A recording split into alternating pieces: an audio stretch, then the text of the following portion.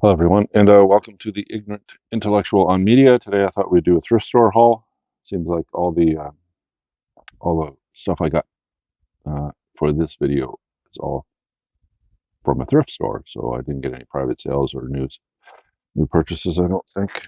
Oh, yeah, one new purchase, but that's not enough to make it a mixed haul. Let's add one episode to the thrift store haul. All right, so we got some CDs, got some Blu-rays and 4Ks, and some books. So let's go through it. Should be quick, and we'll leave the movies to last. Let's do some books. All right. So we got St. Augustine's Confessions. All right. This is the Penguin Classic version of this. It's the one before the one that is now, book cover wise. All right. This one is basically you have like this. You have like John Bunyan's um, Pilgrim's Progress. You got Mere Christianity by C.S. Lewis, and you got some other older texts, including this one, when it comes to Christian apologetics, I guess you could call it, right? And it's one of the it's one of the big ones. This one and City of God is another one that you want to read if you want to get into the Christian religion to see what it's all about. All right, so that's that one. George Orwell's 1984. Very easy sale for this one. It's probably my third or second favorite novel behind Brave New World by Huxley and The Handmaid's Tale by Margaret Atwood. Um, I really like dystopian fiction, and this is right up my alley. Basically, almost everybody has read this if they've read, dystopian literature. Basically, about a futuristic world where it's a dictatorship run by Big Brother, who's in a war with two other nations, I guess, at the time. Anyways, their nation is around, Great Britain and that area, and Big Brother is watching. So you have TVs in your apartment, but the TV is you get to watch it, but it will watch you as well. And everywhere is monitored, and you have to think a certain way and speak a certain way, etc., etc., which isn't all that different, at least monitoring wise, from London, the London of today. Let's put it that way, with so many cameras there, right? So next up after that is Rudyard Kipling's The Jungle Books, one of the great, uh, could you say, young adult fiction, children's fiction. It's all about Mowgli and his adventures in the jungle. And Disney made the movie famous, The Jungle Book, right? So everybody pretty much knows it. Next up after that is Albert Camus' The Stranger, one of the greatest short novels of all time. Probably no European writer of his time left so deep a mark on the imagination and at the same time on the moral and political consciousness of his own generation and of the next. All right. The Outsider. Extremely good book if you have not read it. All right. And then I found this book, which is cool, because D.H. Lawrence is known more for his novels and his poetry, but I found his complete poetry in one volume. It's a pretty thick volume. Um, so that's pretty cool. I have not read his poetry, so I don't know how good it is. And we got Capote's second best book behind, what is the name of that true crime fiction? Oh, not fiction, true crime book they wrote kind of like a novel. This is his second best known book, made into a really famous movie starring Audrey Hepburn. I think maybe the movie's a bit better than the book, but I could be wrong because it's been probably 30 years since I read this book. Um,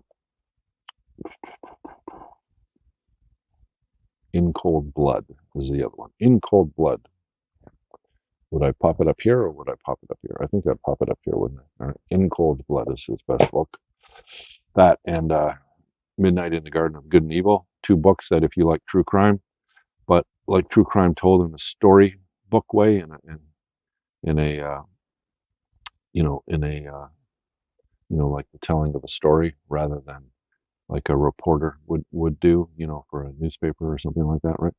Um, yeah, both those novels are extremely good that way, talking about an actual event and True Blood.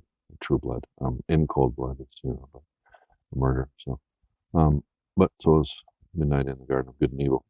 Now, the best actual true crime book that, in my opinion, anyways, is Victor Bugliosi's Helter Skelter. Look that up if you have not read that one. And here is a DigiReads version of Karl von Clausewitz on war. All right. So I don't know what a DigiReads is, but they have a website, www.digireads.com, which I'm going to look into. I think it probably is a print to order website where if you want a book that's in the public domain and you want it printed, you just call them up or whatever, or send them, and then they'll print the book for you on demand kind of idea. Now, this on war. All right. Who is Karl von Clausewitz? He is a Prussian military leader who entered the army at the age of 12 and ended up becoming a major general, right? So, all the way up from his youth, all the way up until his old age, he was in the military. So, he knows what he's talking about. And he's talking about all the wars, the Germans and so on were in back in like the 19th century, right? So, it's a pretty good book.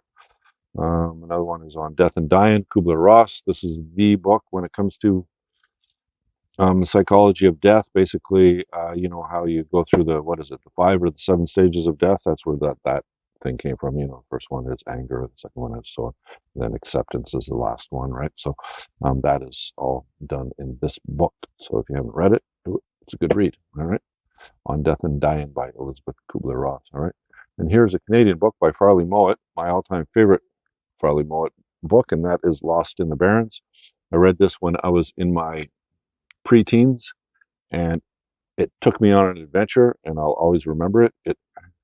This and Jack London's White Fang were the 2 books I read at the time, one after the other, and both of them, about adventures up north.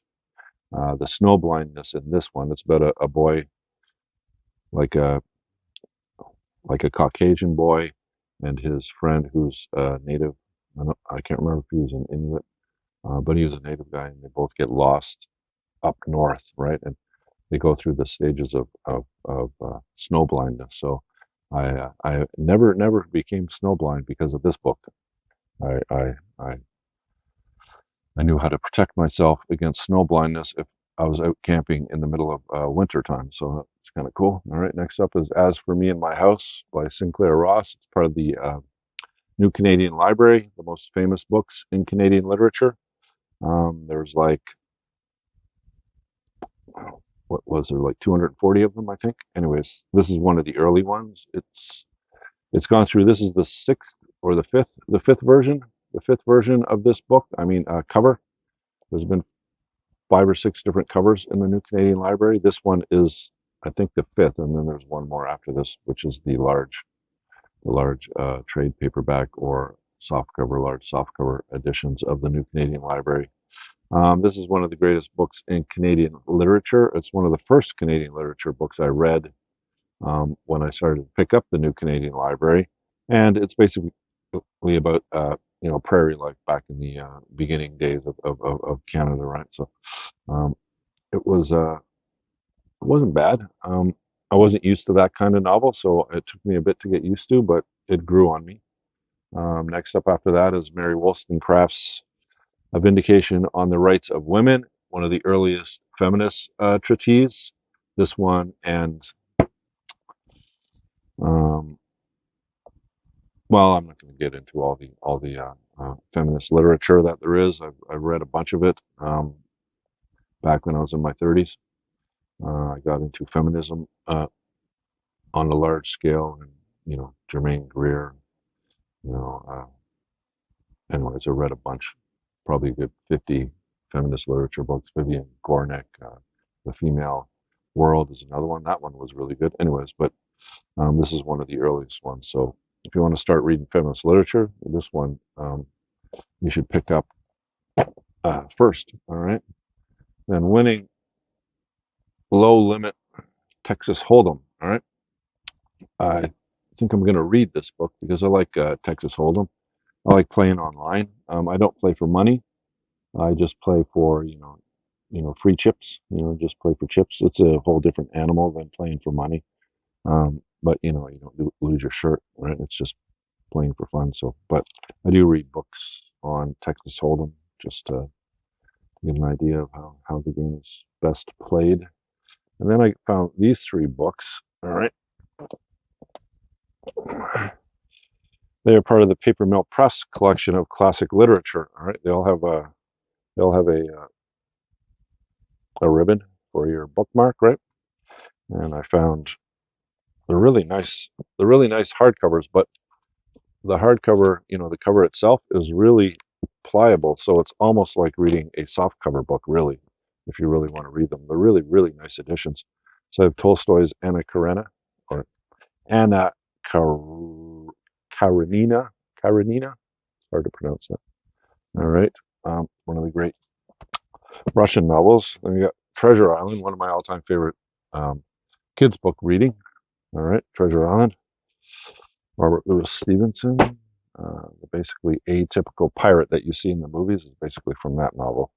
With what's his name there? I can't remember his name. Anyways, and Jonathan Swift's Gulliver's Travels, one of the all-time great satires in English or Irish or Welsh or Scottish literature. All right, and all really nice editions. I can't remember how many volumes they put out. This press, but as you notice, they're quite bright. They're quite nice to have on your bookshelf, and they're all classics, right? So there's so many versions of classics, but these are really nice because you can read them and they're hardcover, so they'll last pretty good. All right, so let's see what else. Did we do it? Did we do these ones? I think we may have done these, but maybe not. All right, so I know we did those two. All right, okay, we did those two. All right. So let's do the movies now. Let's do the DVDs and the Blu-rays and all that. All right. Okay. So first is Beyond the Lighted Stage, Rush, in a Steelbook DVD 2 CD. All right. And this is basically over 1 hour of extensive bonus footage. Rush is one of the most influential. We already know that. Rush Beyond the Lighted Stage explores the 40-year career and phenomenon behind what could be the world's biggest cult band. All right. So Rush is a Canadian band, Geddy Lee and the others. Extremely good. Every one of their albums is very good, but if you want the best ones, probably 2112 would probably be their best. But other people will argue it's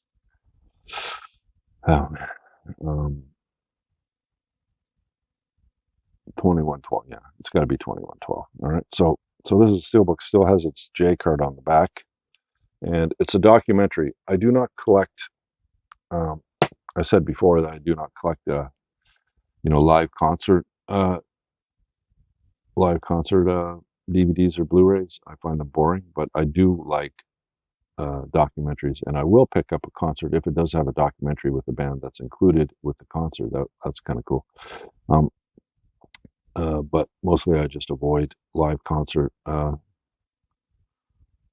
Discs for bands. I prefer listening to them on CD or on record because it doesn't involve my eyes and you get to listen to the music, which is the whole point. It's not supposed to be really a visual experience unless you're watching them actually live, right? So, all right, so that's Rush, one of the great bands of all time. Then we got Stromboli, a Robert Rossellini film starring Ingrid Bergman. All right, now this is a French version of right, but it has English subtitles. So, or it might be in English with French subtitles. I can't remember. Anyways, I have not watched it yet. So when I watch it, I'll do a review on it. All right. Deja Vu. Picked this up because it's a Tony Scott film. I do have it on DVD, but I didn't have it on Blu-ray. So now I have it on Blu-ray. I don't remember. I know I've watched this, but I can't remember what it's about. Then we have Walt Disney's Dinosaurs. I collect these Walt Disney films. I restrict myself to either Disney or Pixar for the animated films I collect, or Japanese anime. I'm not going to go into DreamWorks and all the other Sony animation studios and all that. I just don't want to bother with that many animated films, but I will pick up the classic Disney films and these ones as well. So Dinosaur. I have not watched it yet. What else? Let's do some CDs. All right, Headpins, Turn It Loud. Headpins are one of my favorite Canadian groups. They have what I consider the greatest female voice, better than what's her name for Heart, better than Joan Jett. What are the sisters' names in Heart? Nancy, man, getting old. Nancy.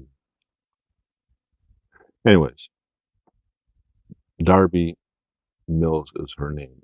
All right, and she's the lead singer of the Headpins. The Headpins weren't around all that much, and they have two main albums.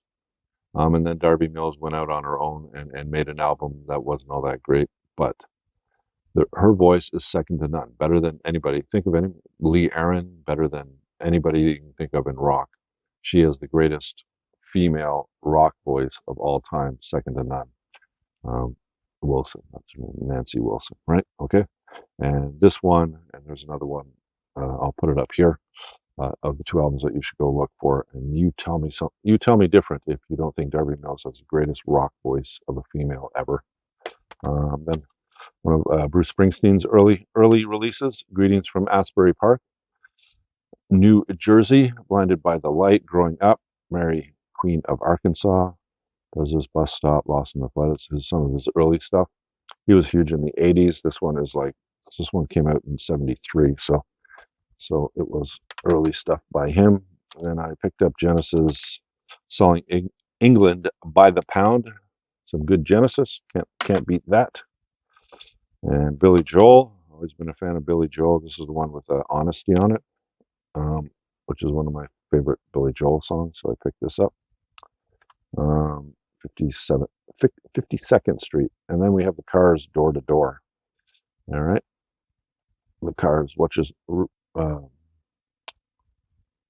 Rick Ocasek. Is it Rick Ocasek, the lead singer? He has such a unique singing voice that he's quite enjoyable to listen to. So, and some movies that I've watched. All right, so I watched Pete's Dragon last night with my son. He quite enjoyed it. I thought it was okay.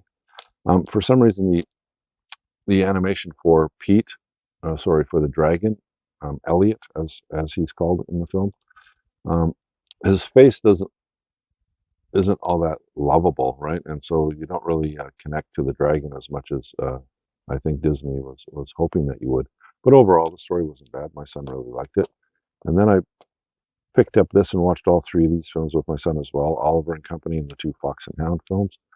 That Fox and Hound film really grabbed my son, especially when the Fox and the Hound grew up and then they became kind of like bitter enemies, right? It was quite eye-opening for my son. And Oliver and Company, which is basically, Charles Dickens' Oliver Twist, made for dogs and cats, I guess you could say. The three films were okay. Fox and the Hound was probably the best out of the three, and it's Disney stuff, so I did it. And then I found these two films, Sunshine, all right, which is a Danny Boyle film, a director who I collect, but I have not seen this film. So when I do, I'll review it. And this film by Luc Besson. Luc Besson, arguably the greatest action director in France's history, and he does so many great films. He did, Léon, and he did uh, Nikita. He did Nikita. He did, the Bruce Willis film, The Fifth Element. I think he did The Fifth Element as well. But this one I have not seen yet, so I don't know what it is. So when I watch it, I'll let you know. But he's one of the great action directors and probably the best French action director of all time. And last, out of all of it, I told you this was going to be quick, is I found a really cheap new copy of The Big Lebowski on 4K.